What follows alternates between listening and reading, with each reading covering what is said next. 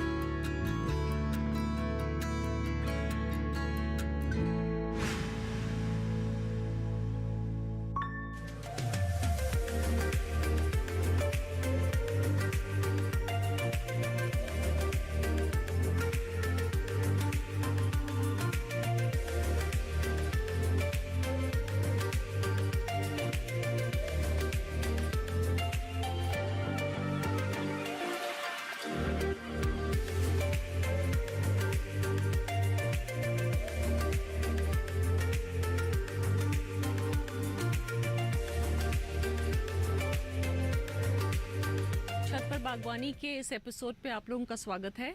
और आप लोग मेरी टेरेस पे हैं जो गुड़गांव में है, और इस टाइम हम खड़े हैं मेरी 3rd फ्लोर की टेरेस पे, जिस पे मैंने फल और सब्जियां लगाई हैं। कुछ फूल भी लगाए हैं क्योंकि पॉलिनेटर्स हमको चाहिए पॉलिनेट करने के लिए हमारे वेजिटेबल्स और फ्रूट्स को। तो इसमें कोशिश मेरी ये है कि जगह की मुझे कमी ना महसूस हो, तो मैंने कोशिश ये करी है कि इस तरह से अरेंज करूँ कि ज़्यादा से ज़्यादा वैरायटी मैं यहाँ पे लगा सकूँ। और मैं कोई एक्सपर्ट नहीं हूँ, मैं यही कहना चाहती हूँ कि आप अगर कोशिश करें और चाहें तो सब कुछ हो सकता है। इस टाइम मेरी ये जो छत पे हैं अभी जो फल लगे हुए हैं वो है तरबूज। एक पाइनएप्पल निकला था, वो अब हम निकाल के खा चुके हैं। 3 साल लगे उसको होने में, तो पेशेंस आपको चाहिए। जब आप फल और फूल लगाते हैं तो उसके लिए आपको पेशेंस भी चाहिए। उसके अलावा यहाँ पे लगा हुआ है अंगूर लगाए हैं मैंने, पपाया लगा हुआ है, शरीफा कस्टर्ड एप्पल लगा हुआ है, वाटरमेलन तो मैंने आपको बताया वो मैंने पहले लगा रखा है, अनार है, चकोतरा है, ऑलिव भी लगे हैं इस बार। फर्स्ट टाइम ऑलिव फ्रूट हो रहे हैं इस बार मेरी छत पे।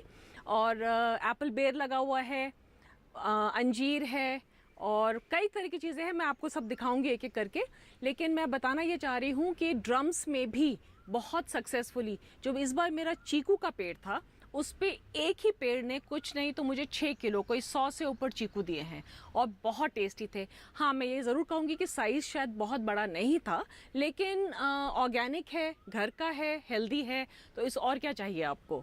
तो चलिए मैं आपको अपना एक छोटा सा किचन गार्डन दिखाती हूँ। बहुत बड़ा नहीं है, लेकिन मैं आपको ये दिखाना चाहती हूँ कि आप वैरायटीज़ कितनी लगा सकती हैं। वर्टिकली आप जा सकती हैं, आप हवा में जो एयर स्पेस है, हैंगिंग बास्केट्स यूज़ कर सकती हैं। नीचे तो आप छत पे रख ही सकते हैं ड्रम्स और जो गमले हैं आपके, लेकिन उनके अलावा आप बाकी स्पेस को कैसे यूज़ कर सकते हैं वो मैं आपको थोड़ा दिखाना चाहती हूँ।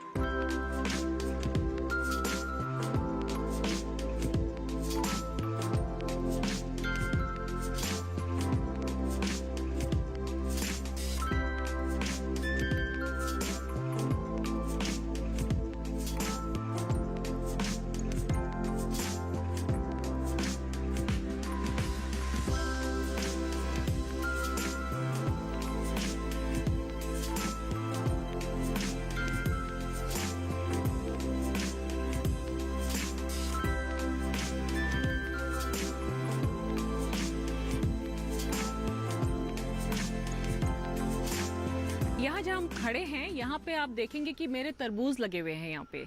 ये देखिए, इसको मैंने जो था 2 सैपलिंग्स, जिसको मैंने बीज से नहीं स्टार्ट किया था, मैंने इसके पौध खरीदे थे और इस ड्रम में मैंने इनको लगाया था।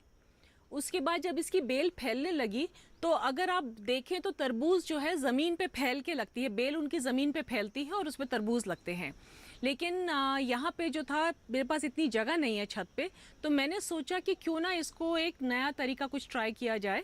तो मैंने क्या किया, जो ड्रम था उस पर मैंने 4 बैम्बू के पोल्स लगाए और उसके बाद मेरे पास एक लकड़ी का फ्रेम था, तो मैंने एक मचान बना के उस मचान में उसकी बेल को फैलाना शुरू किया। तो बेल काफ़ी अच्छी फैलने लगी। तो उसके बाद फिर एक और उसके ऊपर एक और लेवल बनाया मचान, उस पर भी फैलनी शुरू हो गई। तो उसके बाद फिर मैंने ऊपर भी लटकाया, फ्रेम बनाया, सुतली बांधी बीच में ताकि वो बेल फैलती रहे और उसमें तरबूज लगने शुरू हो गए। शुरू में मेरे पास जो प्रॉब्लम आई थी कि जो छोटे छोटे तरबूज लगते थे वो सड़ जाते थे, अंदर से सड़े हुए निकलते थे और वो मुझे निकाल के फेंकने पड़ते थे। तो मैं हर हफ्ते जो है अपने प्लांट्स को सैपलिंग स्टेज से, मतलब पौध जब से छोटी पौध होती है तब से मैं उसको हर हफ्ते उसमें कुछ ना कुछ स्प्रे करती हूँ ज़रूर, ताकि कोई भी अटैक ना हो। जैसे कहते हैं ना, prevention is better than cure. तो कुछ भी लगने से, कीड़े लगने से पहले ही आप उसका इंतज़ाम कर देते हैं। तो मैंने ट्राई किया और नीम का स्प्रे किया, नीम ऑयल का स्प्रे किया, साबुन मिला के जो करा, लेकिन मैंने देखा कि वो बहुत कामयाब नहीं हुआ। तो मैंने एक दिन सिरके का प्रयोग किया। तो मैंने 1 लीटर पानी में 1 चम्मच सिरका डाला और उसका स्प्रे किया सारे प्लांट में, और उसके बाद देखा कि तरबूज टिकने लगे, जो फल बन रहे थे वो रुकने लगे, और आप उसका रिजल्ट यहाँ देख रहे हैं, ऊपर ये लगे हुए हैं। तो मैं ये बताना चाहती हूँ कि जो आपकी स्पेस है, जो मैं आपसे पहले कह रही थी कि जो एयर स्पेस है जो आपकी, आप उसको भी अच्छे से इस्तेमाल कर सकते हैं।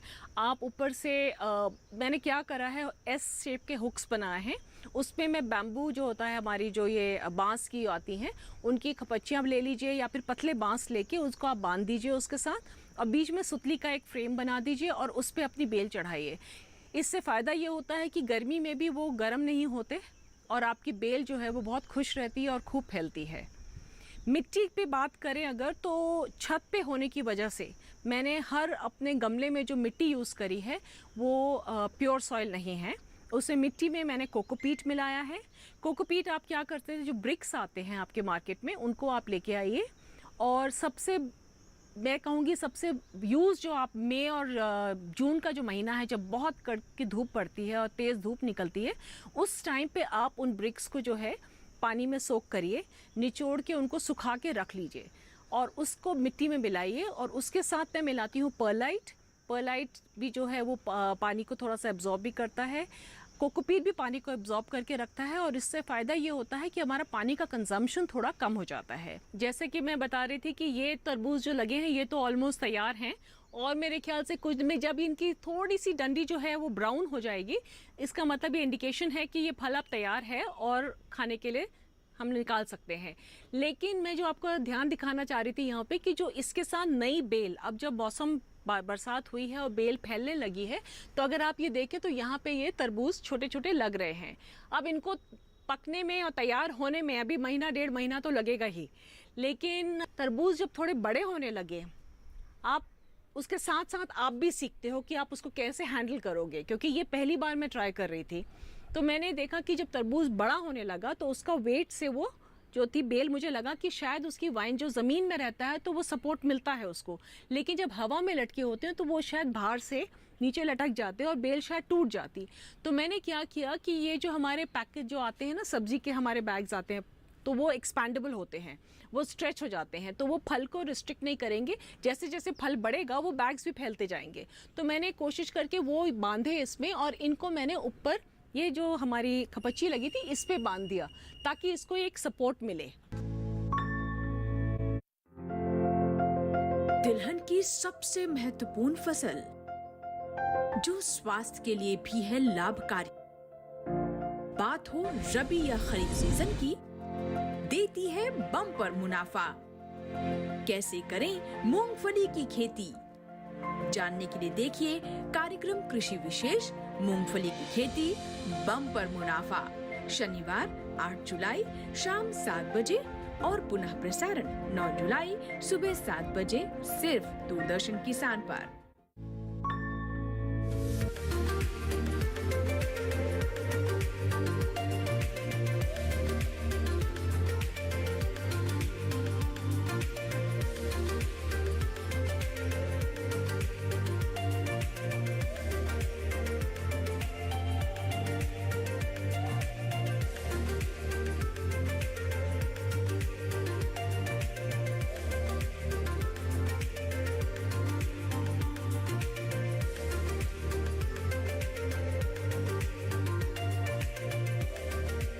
अभी हमने देखा था कि तरबूज लगे हुए हैं छत पे। अब इस वाले जो सेक्शन में मैं आपको लेके आई हूँ, यहाँ पे देखिए, यहाँ पे लगे हैं अनार। और अगर देख सकते हैं कि कितने सारे अनार लगाए हैं यहाँ, मतलब लगे हुए हैं इस पेड़ में। ड्रम में आप अनार लगाते हैं या गमले में आप अनार लगाते हैं तो वो सक्सेसफुल होता है। कुछ ऐसे फल हैं जो आप छत पे लगाएं वो बहुत अच्छे चलते हैं, उनमें से एक है अनार। सेम थिंग जो मिट्टी की मैं बात कर रही थी, इसमें भी मैंने वही मिट्टी रखी है। एक तो छत पे जो है आपको वेट का बहुत ध्यान रखना पड़ता है। अगर आप सिर्फ गार्डन सॉइल यूज़ करेंगे तो उसका वेट बहुत ज़्यादा बढ़ जाता है, लेकिन अगर आप जो मिक्स मैंने बताया था कि कोकोपीट परलाइट मिला के आप जब मिट्टी बनाते हैं तो उससे आपका जो वेट है वो कम हो जाता है। एक और बात का जो ध्यान आपको रखना चाहिए और जो मैंने फॉलो करा है, क्योंकि मैं कोई एक्सपर्ट तो हूँ नहीं, लेकिन मैं सिर्फ अपना एक्सपीरियंस शेयर कर रही हूँ कि जो बड़े गमले हैं आपके भारी, जो जिनका थोड़ा बहुत तो वेट हो ही जाएगा, उनको कोशिश ये करिए कि उनको आप दीवार के साथ लगाएं। और एक और चीज़ जो मैंने ध्यान दिया है कि जो इस छत के नीचे जो मेरे कमरे हैं उसमें जहाँ पे लोड बेयरिंग वॉल्स हैं उनके ऊपर मैंने जो बड़े गमले, जैसे तरबूज का जो ड्रम था वो मेरा 1000 लीटर का जो ड्रम होता है सिंटेक्स का, उसको काट के मैंने उसमें लगाया है। तो आप देख लीजिए कि 1000 लीटर के उसमें आधे में कितनी मिट्टी आएगी और कितना वेट बढ़ेगा। तो उसका ध्यान रखने के लिए जो नीचे मेरी वॉल्स थी, मैंने कोशिश ये करी है कि ड्रम को उसके ऊपर रखा है ताकि वो जो वेट है वो छत पे डायरेक्ट ना पड़े। इसकी जो केयर है बाद में, इस बार पता नहीं क्यों मुझे अनार में देखा कि चींटियाँ लग रही थी, क्योंकि मौसम भी थोड़ा इस बार जो है बहुत इराटिक रहा है, बारिश हुई है, बेमौसम बारिश हुई है इस बार। तो मैंने इसमें, अगर आप दिखा पाऊँ तो इसमें अंदर बहुत चींटियाँ थीं और मुझे लग रहा था कहीं ऐसा ना हो कि मेरे फल को ख़राब करे। तो उसका मैंने सोचा क्या कर सकते हैं, तो मैंने किचन में से पिसी हुई हल्दी ली, हल्दी का पेस्ट बनाया और जो ईयरबड्स होते हैं, ईयरबड्स को उसमें डिप करके इसके अंदर सब मैंने पूरा हल्दी लगवा दी इसके अंदर, ताकि चींटियाँ जो हैं वो इसमें ना आएँ। और उसके बाद से मैं देख रही हूँ चींटियाँ तो नहीं आ रही हैं, तो अब मेरी बस अब क्रॉस फिंगर्स करके देख रही हूँ कि फल जो है वो मेरा अच्छा होगा। पीछे अगर आप देखें मेरे, तो यहाँ पे लगा है मेरा एक चकोतरे का पेड़। चकोतरे का पेड़ मेरा साल में 2 बार फल देता है। अनार का भी मुझे साल में 2 बार देता है। अब जो, और इसके जो दाने हैं वो बहुत लाल, बिल्कुल रूबी रेड जिसे बोलते हैं वो कलर है, और इसका जूस बहुत ही टेस्टी और बहुत डेंस जूस है इसका, तो इसका स्वाद बहुत अच्छा है। बीज भी इसका जो है वो बहुत हार्ड नहीं होता। चकोतरा जो है वो भी 2 बार फल देता है। और इस वाला जो वैरायटी है मेरी, इसका थोड़ा स्किन जो है वो बहुत मोटा है, तो जो अंदर से पल्प है वो थोड़ा कम मिलता है, लेकिन क्या फ़र्क पड़ता है, मैं उसका जो छिक्कल होता है उसका मैं बायो एंजाइम बना लेती हूँ, क्योंकि कोई भी चीज़ जो है आपकी छत से वेस्ट नहीं जानी चाहिए, तो उसका मेरा बहुत अच्छा बायो एंजाइम बन जाता है। चलिए आइए आपको दिखाते हैं चीकू का पेड़। ये जो मेरा पेड़ है इसमें अभी भी कुछ चीकू लगे हैं, लेकिन इस साल इस पेड़ ने मुझे कुछ नहीं तो 100-125 चीकू दिए होंगे, जो मेरे ख्याल से 6 या 7 किलो के आसपास हैं। साइज़ आप देखेंगे तो शायद बहुत बड़ा नहीं है, लेकिन इसका जो टेस्ट है वो बहुत ही मीठा है, और इसका जो छिलका है वो बहुत ही पतला है।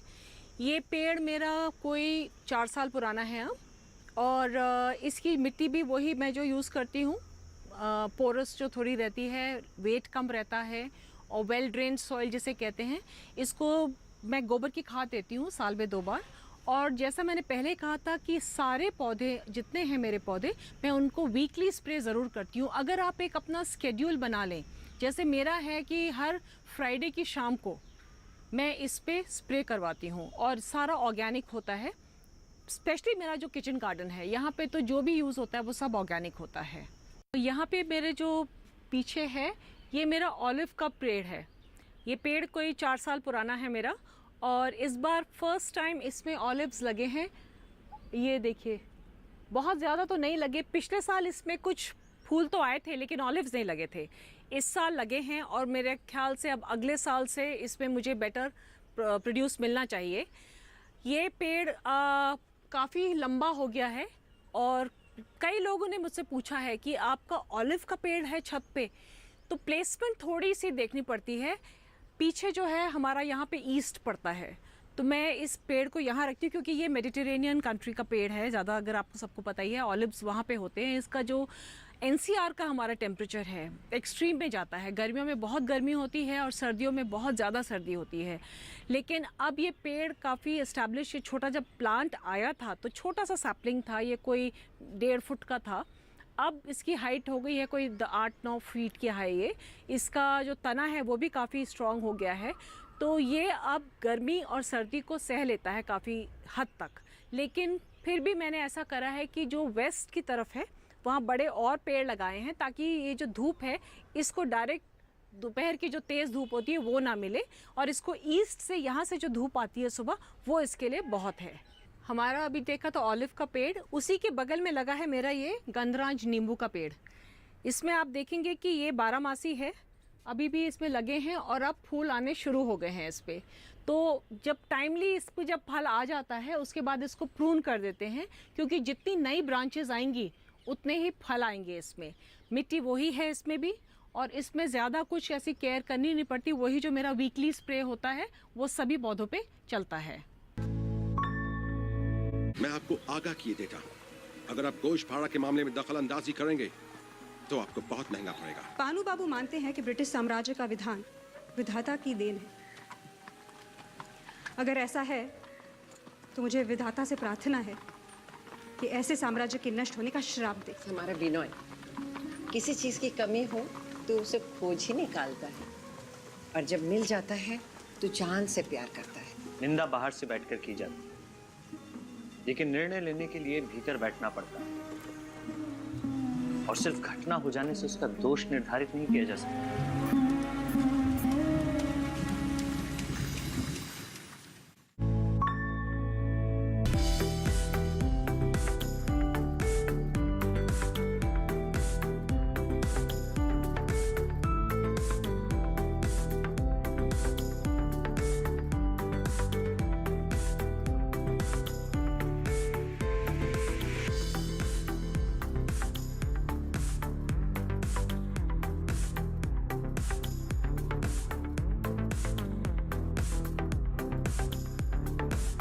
अब जैसे देख रहे हैं आप, मैं खड़े हैं यहाँ पे पपीते के पेड़ के बगल में। इसको मैंने बड़ी टंकी में लगाया है, और इसमें जो पपीता लगा है उसका साइज़ भी काफ़ी अच्छा है, और टेस्ट तो आउटस्टैंडिंग जिसे कहते हैं, टेस्ट तो बहुत ही बढ़िया है इसका। तो इसमें से मुझे काफ़ी पपीते मिल चुके हैं, और जैसे कि अभी आप देख रहे हैं इसमें 3-4 अभी लगे हुए हैं, और ऊपर भी अब फूल आ जाएंगे इसमें, और इसमें और भी पपीते लग जाएंगे। अगर आप इसको देखें कि इसको मैंने एक बड़े टैंक में लगाया, वही जो 1000 लीटर का जो सिंटेक्स का टैंक होता है उसको काट के उसमें लगाया है। तो इसका बेस काफ़ी बड़ा है, इसका ट्रंक जो है वो छोटा है, और ये बहुत शेड नहीं देता। तो मैंने इसके साथ क्या किया है कि ये भिंडी के पेड़ इसमें लगा दिए थे। तो इसमें अगर आप देखेंगे तो काफ़ी अच्छी भिंडी हो रही है इसमें। समर्स में मैं इसमें भिंडी लगा देती हूँ गर्मियों में, और जब ये ख़त्म होते होते अक्टूबर के आसपास के बाद ये जब भिंडी ख़त्म होने लगेगी, तब तक मेरे सर्दियों के जो सब्जियों के पौधे वो तैयार हो जाएगी। तो या तो इसमें मैं ब्रोकली के पौधे लगा दूंगी, या फिर फूल गोभी है या बंद गोभी है, कुछ और लगा दूंगी। तो इसको कंपेनियन गार्डनिंग है। तो इसमें जब स्पेस मैनेजमेंट में हम जब कहते हैं तो एक ही जगह पे मुझे तो फल और सब्जी दोनों चीज़ मिल जाती हैं।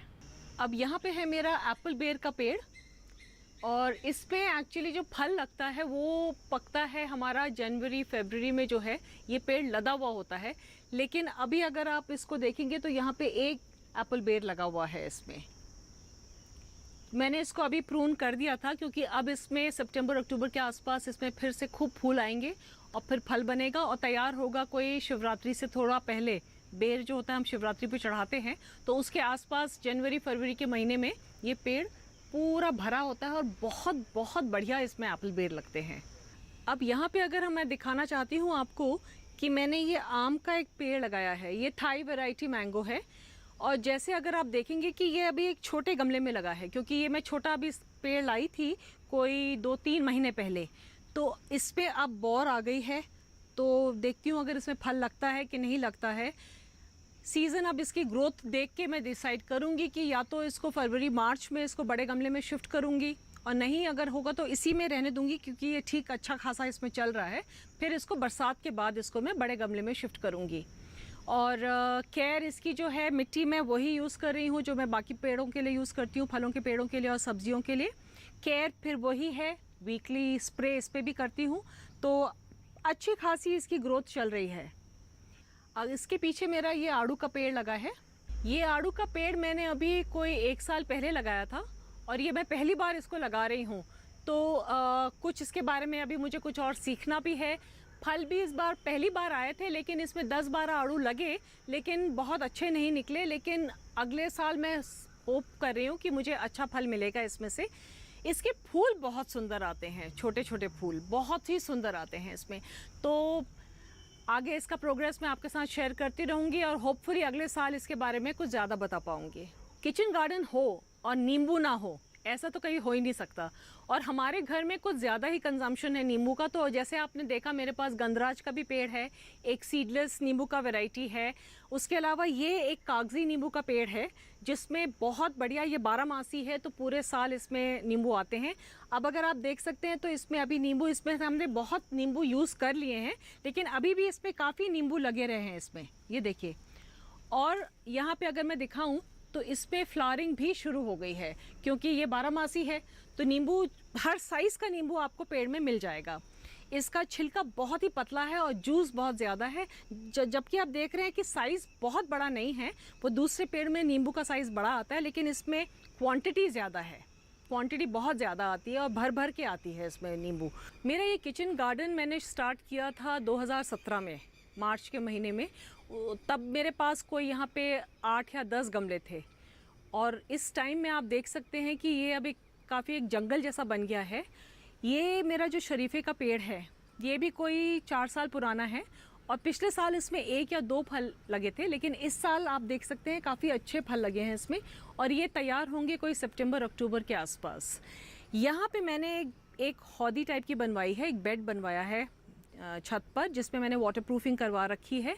तो इसमें मैंने ट्राई किया कि इसमें और गमले में क्या फ़र्क आता है, क्योंकि एक शरीफे का पेड़ मैंने गमले में लगा रखा है जो ड्रम में दिखा रही हूँ आपको, और ये वाला जो है पेड़ ये यहाँ लगा है इस हौदी के अंदर। तो फ्रूटिंग के हिसाब से अगर मैं कहूँ तो ऑलमोस्ट बराबर ही है, जितने फल इसमें लगे हैं उतने ही उसमें लगे हैं। तो मेरे ख्याल से वो इतनी फ़र्क नहीं पड़ता, लेकिन हाँ, खाना पीना उसका आपको ध्यान देना पड़ेगा, पेस्ट कंट्रोल आपको देखना पड़ेगा। इसमें भी मैं वही गोबर की खाद डालती हूँ, सॉइल मिक्स इसका वही है जो बाकी मेरे गमलों में रहता है, और प्रूनिंग इसकी करने ज़रूरी होती है। जब अब ये फल निकल जाएगा इसका अक्टूबर के बाद, उसके बाद फिर मैं इसको प्रून कर दूँगी ताकि इसमें नई पत्तियाँ आएँ, नई टहनियाँ निकलें इसमें। स्पेस, जब मैं बात कर रही थी हैंगिंग स्पेस की, तो अगर आप यहाँ देखेंगे तो ये मेरी सारी स्ट्रॉबेरीज़ की बास्केट्स लगी हुई हैं और ये पूरी गर्मी में यहीं रहती हैं। खाली ये होता है कि जब इसके ऊपर मैं ग्रीन नेट खोल देती हूँ तो ये मेरी अब 3 साल पुरानी हैं और अब ये रनर्स थ्रो करने वाली हैं, तो मैं इनके बगल में खाली बास्केट्स लगा दूँगी और वो रनर्स उस पर लगा दूँगी, तो वो नए सैपलिंग्स वहाँ से तैयार हो जाएंगे। इसमें अगर आपको मैं बाद में अगर आपको दिखाएंगे ये, तो अभी भी स्ट्रॉबेरीज़ लग रही हैं, लेकिन जो टेस्ट है वो भी खट्टा है। जो विंटर्स में जो स्ट्रॉबेरीज़ लगती हैं वो मीठी होती हैं, क्योंकि ये विंटर फ्रूट है। लेकिन खाली मैं आपको दिखाना चाह रही थी कि स्पेस को हम यूटिलाइज़ कैसे कर सकते हैं। तो अगर आप इनको बास्केट्स पे लगाते हैं तो एक तो इस पर एरेशन अच्छा होता है, नीचे से हवा बहुत अच्छी जाती है इसमें, और इसको धूप छिन के मिलती है जो इसके लिए काफ़ी है। क्योंकि टेम्परेचर, ये मैं आपको बता चुकी हूँ, मेरी ये 3rd फ्लोर की टेरेस है, तो यहाँ टेम्परेचर जब रिपोर्ट करते हैं 46, तो मेरे ख्याल से ऊपर 49-50 के आसपास तो होता ही होगा। लेकिन एक जो बहुत अच्छी चीज़ हो गई है कि जो ग्रीनरी इतनी बढ़ गई है और जो मैं बेल यहाँ पे चढ़ाती हूँ उसकी वजह से जो एक वो एटमॉस्फेयर बन जाता है, वो मेरे ख्याल से प्लांट्स एक दूसरे को सपोर्ट देते हैं। अभी तक हम देख रहे थे कि मेरी टेरेस पे फल कौन कौन से लगे हैं। अब बात करते हैं सब्जियों की। तो जैसे आप देख सकते हैं मेरे ऊपर जो है करेले की बेल चढ़ी हुई है और इस पे काफ़ी करेले यहाँ पे लगे हुए हैं इस टाइम।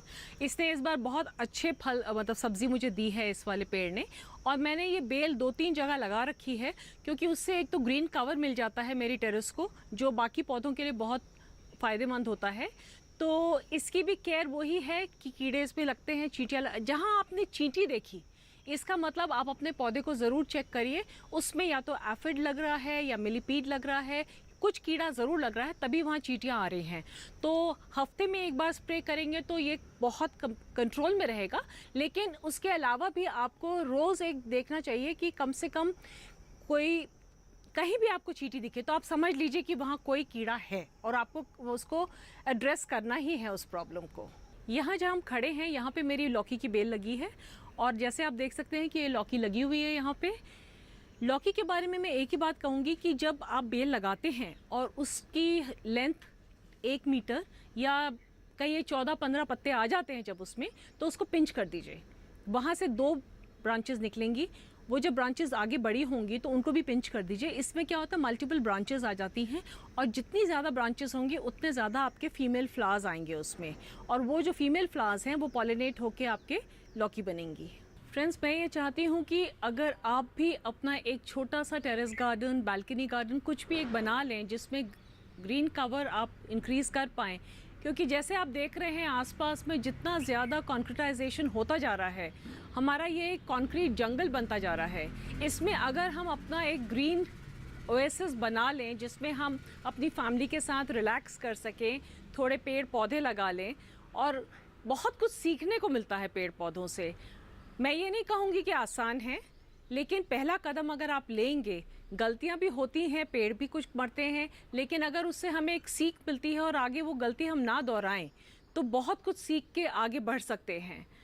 तो पहला कदम लीजिए, डरिए मत और अपना एक छोटा सा ओएसिस क्रिएट करिए।